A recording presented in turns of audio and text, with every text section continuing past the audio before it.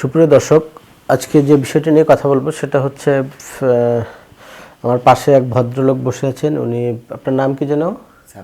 সাব্বির হোসেন। উনি স্ট্রোক করেছিলেন। ওনার বয়স খুব একটা বেশি না।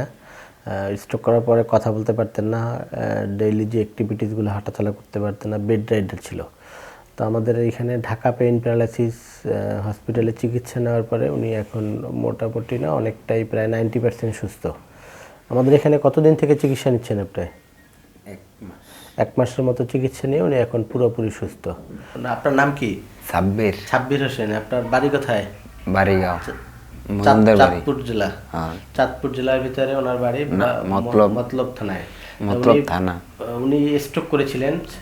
স্ট্রোক করার পরে উনি হাঁটাচলা করতে পারতেন না, একদম বিছানায় শোয়া ছিল, প্রস্রাব পায়খানা এইভাবে খুব খারাপ অবস্থা ছিল। উনি এখন একা একা হাঁটতে পারে এবং আমাদের এখানে চিকিৎসা নিচ্ছেন কতদিন?